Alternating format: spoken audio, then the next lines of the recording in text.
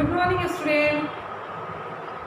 आज हम chapter 19 and chapter 20 पढ़ेंगे महाभारत से। सेकंड हिंदी महाभारत इस 19 चैप्टर मायावी सरोवर और 20 चैप्टर यक्ष प्रश्न, ये आज हम पढ़ेंगे।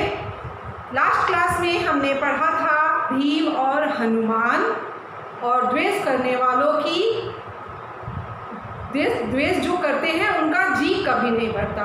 तो महावीर जी यानी हनुमान जी की मुलाकात कैसे भीम से हुई थी, पांडुपुत्र भीम से महावीर हनुमान जी की मुलाकात कैसे हुई थी, इसके बारे में हमने पढ़ा था। और फिर द्वेष, जो कौरव पुत्र थे वो इतने से भी उनका मन नहीं भरा था और वो द्वेष करते हुए पहुंच गए थे कहाँ, जहाँ पे पांडव पुत्र को वनवास काट रहे थे, वहाँ पे वो पहुँच गए थे उनकी व्यथा देखने।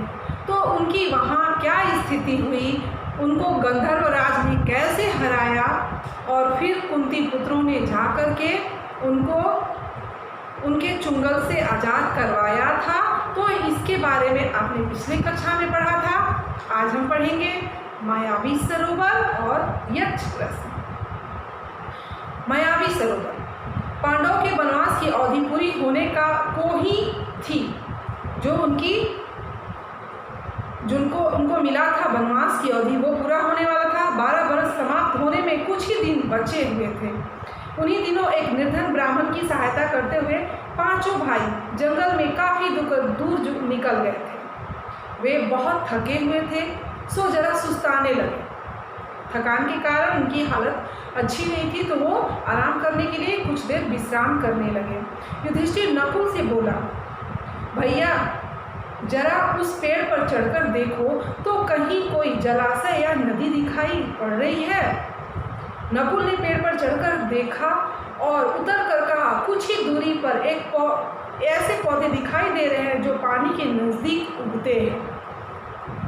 आसपास कुछ बगुले भी बैठे हुए हैं, वहीं कहीं आसपास पानी अवश्य होना चाहिए। युधिष्ठिर ने कहा कि जाकर देखो और पानी ले आओ।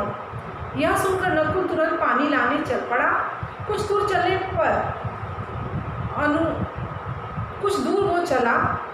अनुमान के अनुसार नकुल को एक जलाशय मिला, पानी से भरा हुआ जलाशय दिखाई दिया। उसने सोचा कि पहले मैं खुद अपनी प्यास बुझा लेता हूँ, फिर तस्कर में पानी भरकर अपने भाइयों के पास ले जाऊंगा। यह सोचकर उसने दोनों हाथों से अंजुली में पानी लिया और पानी अभी वो पीना ही चाहता था, इतने में आवाज़ सुनाई दी, मांद्री के पुत्र। किसी ने आवाज़ लगाई कि मांद्री के पुत्र दुस्साहस न करो, मांद्री के पुत्र दुस्साहस न करो, यह जलाशय मेरे अधीन है, यानी ये जलाशय मेरा है। पहले मेरे प्रश्नों का उत्तर दो, फिर पानी पियो। पर उसे प्यास इतनी तेज लगी थी कि उसने पानी की परवाह न करके उसने अंजुली में पानी लिया और पीकर किनारे पर चढ़ते ही उसे कुछ चक्कर आया और वह लुढ़क कर नीचे गिर गया। यानी उस आवाज़ की तरफ नकुल ने बिल्कुल भी ध्यान नहीं दिया और पानी पी लिया। पानी पी के जब चलने को हुआ तो उसे चक्कर आया और वो वहीं बेहोश होके गिर गया। बड़ी देर तक नकुल के न लौटने पर युधिष्ठिर चिंतित हो गए और उन्होंने सहदेव को भेजा। सहदेव जलाशय के नज़दीक पहुंचा और नकुल को जमीन पर पड़ा हुआ देखा, पर उसे भी प्यास इतनी तेज लगी हुई थी कि वह कुछ ज़्यादा सोच न सका। वह पानी पीने को ही था कि पहले जैसी वाणी उसे भी सुनाई दी। उसने वाणी की चेतावनी पर ध्यान न देते हुए पानी पी लिया और किनारे पर चढ़ते चढ़ते वह अचेत होकर नकुल के पास ही गिर पड़ा। जब सहदेव भी बहुत देर तक नहीं लौटा तो युधिष्ठिर बराबर अर्जुन से बोले, घबरा गए और अर्जुन से बोले, जाकर देखो तो उनके साथ कोई दुर्घटना तो नहीं हो गई। अर्जुन बड़ी तेजी से चला। तालाब के किनारे पर दोनों भाइयों को मृत पड़े हुए देखा तो वह चौंक उठा। वह नहीं समझ पाया कि उनकी मृत्यु का कारण क्या है। यह सोचते हुए अर्जुन भी पानी पीने के लिए जलाशय में उतरा ही था, तभी उससे भी वाणी सुनाई दी, अर्जुन मेरे प्रश्नों का उत्तर देने के बाद ही अपनी प्यास बुझा सकते हो। यह तालाब मेरा है, मेरी बात नहीं मानोगे तो तुम्हारी भी वही गति होगी जो तुम्हारे दोनों भाइयों की हुई है। अर्जुन यह सुनकर गुस्से से भर गया। उसने बाण छोड़ना शुरू कर दिया। जिधर से आवाज़ सुनाई दी थी उसी ओर निशाना लगाकर वह तीर चलाता रहा, किंतु बाणों का कोई असर नहीं हुआ। अपने बाणों को बेकार होते देखकर अर्जुन के क्रोध की सीमा न रही। उसने सोचा पहले अपनी प्यास बुझा लूं, फिर लड़ लिया जाएगा। यह सोचकर अर्जुन ने जलाशय में उतरकर पानी पी लिया और किनारे आते आते चारों खाने चित होकर पड़ गया। उधर बाट जोते जोते युधिष्ठिर बड़े व्याकुल हो उठे। भीमसेन से चिंतित स्वर में बोले, भैया भीमसेन, देखो तो अर्जुन भी नहीं लौटा। जरा तुम ही जाकर तलाश करो कि तीनों भाइयों को क्या हो गया है, वो क्यों नहीं लौटे हैं। युधिष्ठिर की आज्ञा मानकर भीमसेन तेजी से जलाशय की ओर बढ़े। तालाब के किनारों पर देखा तो तीनों भाई मरे पड़े हुए हैं। सोचा यह किसी यक्ष की करतूत मालूम होती है, जरा पानी पी लूँ फिर देखता हूँ। यह सोचकर भीमसेन भी तालाब में उतरना चाहते थे, पर फिर वही आवाज़ उन्हें भी सुनाई दी, मुझे रोकने वाले तू कौन होता है। कहता हूँ भीमसेन बेधड़क तालाब में उतर गए और पानी भी पी लिया। पानी पीते ही अपने भाइयों की तरह वह भी जमीन पर ढेर हो गए। उधर युधिष्ठिर अकेले बैठे घबराने लगे और सोचने लगे कि बड़े आश्चर्य की बात है कि कोई भी अब तक नहीं लौटा, कोई भी भाई अभी तक नहीं लौटा। आखिर भाइयों को क्या हो गया है, क्या कारण है कि अभी तक वे नहीं लौटे। जल की खोज में वे जंगल में इधर उधर भटक तो नहीं गए हैं। मैं ही चलकर देखता हूँ कि आखिर बात क्या है।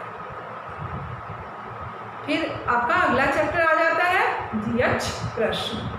युधिष्ठिर उसी विषैले तालाब के पास जा पहुंचते हैं जिनका जल पीकर उनके चारों भाई वहीं मृत पड़े हुए थे। यह देखकर युधिष्ठिर चौंक पड़े।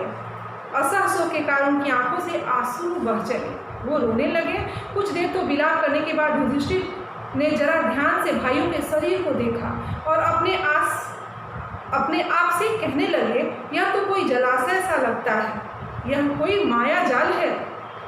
आसपास जमीन पर किसी शत्रु के पांव के निशान भी नहीं है।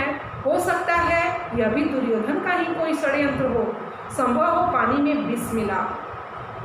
सोचते सोचते युधिष्ठिर भी प्यास से प्रेरित होकर तालाब में उतरने लगे। इतने में वही प्रश्न सुनाई दिया, वही वाणी सुनाई दी। युधिष्ठिर ने ताड़ लिया कि यह कोई यक्ष बोल रहा है। उन्होंने बात मान ली और बोले, आप प्रश्न कर सकते हैं। यक्ष ने कई प्रश्न किए जिनके उत्तर युधिष्ठिर ने दिए। प्रश्न, मनुष्य का साथ कौन देता है? धैर्य ही मनुष्य का साथी होता है। उत्तर दिया युधिष्ठिर ने कि धैर्य जो है वही मनुष्य का साथी होता है।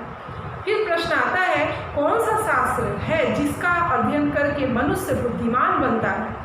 युधिष्ठिर ने उत्तर दिया, कोई भी शास्त्र ऐसा नहीं है, महान लोगों की संगति ने ही मनुष्य को बुद्धिमान बनाता है।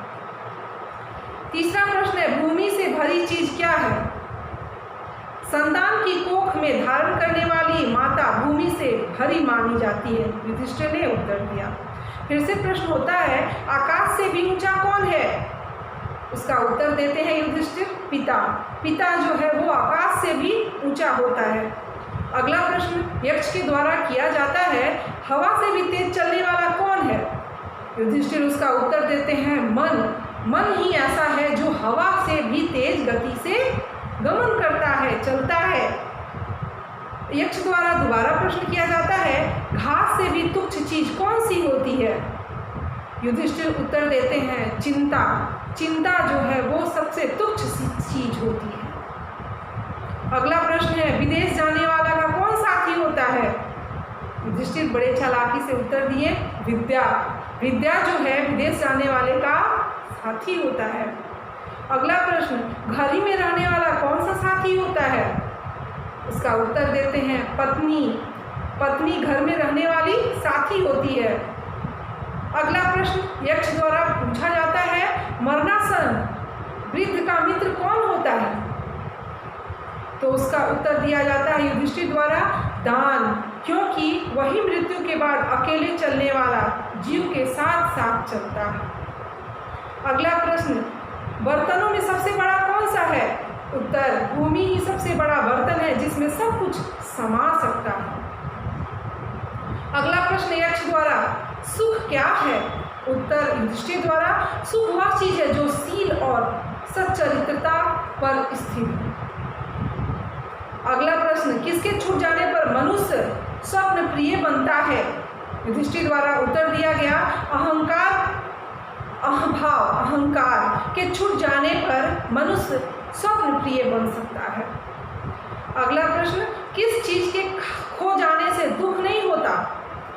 युधिष्ठिर द्वारा उत्तर दिया जाता है, क्रोध के खो जाने से कोई दुख नहीं होता। अगला प्रश्न यक्ष द्वारा, किस चीज को गंवाकर मनुष्य धनी बनता है? तो उत्तर है, लालच को गंवाकर मनुष्य धनी बनता है। यक्ष द्वारा दोबारा प्रश्न किया जाता है, संसार में सबसे बड़े आश्चर्य की बात क्या है? युधिष्ठिर उत्तर देते हैं, हर रोज आंखों के सामने कितने ही प्राणियों को मृत्यु के मुंह में जाते देखकर भी बचे हुए प्राणी जो यह चाहते हैं कि हम अमर रहें, यही महान आश्चर्य की बात है। इसी प्रकार यक्ष ने कई अन्य प्रश्न भी किए और युधिष्ठिर ने उन सब के ठीक ठीक उत्तर दिए। अंत में यक्ष बोला, राजन, मैं तुम्हारे मृत भाइयों में से एक को जीवित कर सकता हूँ। तुम जिस किसी को भी चाहो वह जीवित हो जाएगा। युधिष्ठिर ने पल भर सोचा कि उसे किसे जीवित कराऊं। थोड़ी देर रुककर बोले, मेरा छोटा भाई नकुल जी उठे। युधिष्ठिर के इस प्रकार बोलते ही यक्ष ने सामने प्रकट होकर पूछा, युधिष्ठिर, 10,000 हाथियों के बल वाले भीमसेन को छोड़कर तुमने नकुल को जीवित करवाया, क्यों इसे जीवित करवाना तुमने ठीक समझा? युधिष्ठिर ने कहा, यक्षराज, मैंने जो नकुल को जीवित करवाना चाहा वह सिर्फ इसी कारण कि मेरे पिता की 2 पत्नियों में से माता कुंती का बचा हुआ एक पुत्र तो मैं हूँ। मैं चाहता हूँ कि माता मांद्री का भी एक पुत्र जीवित हो उठे, जिससे हिसाब बराबर हो जाए। अतः आप कृपा करके नकुल को जीवित कर दें। पक्षपात से रहित मेरे प्रिय पुत्र तुम्हारे चारों ही भाई जी उठे, यक्ष ने वर दिया। उन्होंने युधिष्ठिर के सद्गुणों से मुक्त होकर उसे छाती से लगा लिया और आशीर्वाद देते हुए कहा, 12 वर्ष के वनवास की अवधि पूरी होने में अब थोड़े ही दिन बाकी रह गए हैं। 12 मास तक जो तुम्हें अज्ञातवास करना है वह भी सफलता से पूरा हो जाएगा। तुम्हें और तुम्हारे भाइयों को कोई भी नहीं पहचान सकेगा। तुम अपनी प्रतिज्ञा सफलता के साथ पूरी करोगे। इतना कहकर धर्मदेव अंतर्ध्यान हो गए। वनवास की कठिनाइयाँ पांडवों ने धीरज के साथ झेल ली। अर्जुन इंद्रदेव से दिव्यास्त्र प्राप्त करके वापस आ गए। भीमसेन ने भी सुगठित फूलों वाले सरोवर के पास हनुमान से भेंट कर ली और उनका आलिंगन प्राप्त करके 10 गुना अधिक शक्तिशाली हो गए। मायावी सरोवर के पास युधिष्ठिर ने स्वयं धर्मदेव के दर्शन किए और उनसे गले मिलने का सौभाग्य प्राप्त किया। वनवास की अवधि पूरी होने पर युधिष्ठिर ने ब्राह्मणों की अनुमति लेकर और अपने परिवार के अन्य लोगों से कहा कि वे नगर को लौट जाएं। युधिष्ठिर की बात मानकर सब लोग नगर को लौट गए और यह खबर उड़ गई कि पांडव हम लोगों को आधी रात में सोया हुआ छोड़कर कहीं चले गए। यह सुनकर लोगों को बड़ा दुख हुआ। इधर पांडव वन में एक एकांत स्थान में बैठकर आगे के कार्यक्रम के पर सोच विचार करने लगे। युधिष्ठिर ने अर्जुन से पूछा, अर्जुन, बताओ कि यह 13वां वर्ष किस देश में और किस तरह बिताया जाए? अर्जुन ने जवाब दिया, महाराज, इसमें संदेह नहीं कि हम 12 महीने बड़ी सुगमता के साथ इस प्रकार बिता सकेंगे जिसमें किसी को भी हमारा असली परिचय प्राप्त न हो सके। अच्छा यही हो कि हम सब एक साथ ही रहे। कौरव के देश के आसपास पंचाल, मत्स्य, वैदेह, बाहिल्य, दसाण, सूरसेन, मगध आदि कितने ही देश हैं। इनमें से आप जिसे पसंद करें वहीं जाकर हम रहेंगे। यदि मुझसे पूछा जाए तो मैं कहूँगा कि मत्स्य देश में जाकर रहना ठीक होगा। इस देश के अधीश राजा विराट है। विराट नगर बहुत ही सुंदर और समृद्ध है। मेरी तो ऐसी ही राय है। अर्जुन ने बोला, आगे आप जो उचित समझे वो आप निर्णय ले सकते हैं। युधिष्ठिर से अर्जुन ने आग्रह किया। युधिष्ठिर ने कहा, मत्स्याधिराजपति राजा विराट बड़े शांति संपन्न है। दुर्योधन की बातों में भी वो आने वाले नहीं हैं। अतः राजा विराट के यहाँ छिपकर रहा जा सकता है।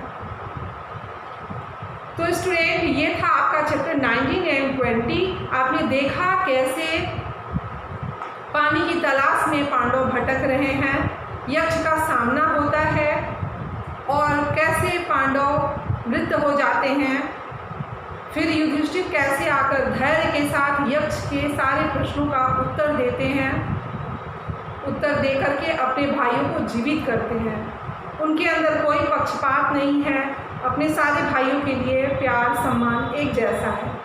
और कैसे 12 बरस का वनवास वो लोग काट लेते हैं और फिर अगले वर्ष अज्ञातवास के लिए वो विराट नगर मत्स्य राजा विराट के यहाँ शरण लेने की योजना बना रहे हैं। तो अगले क्लास में हम लोग चैप्टर 28 अज्ञातवास, चैप्टर 22 प्रतिज्ञा पूर्ति ये पढ़ेंगे।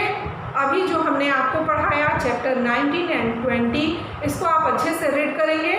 नेक्स्ट क्लास में नेक्स्ट चैप्टर हम रीड करेंगे, आप इस चैप्टर को पढ़ के आएंगे। Okay student, bye bye.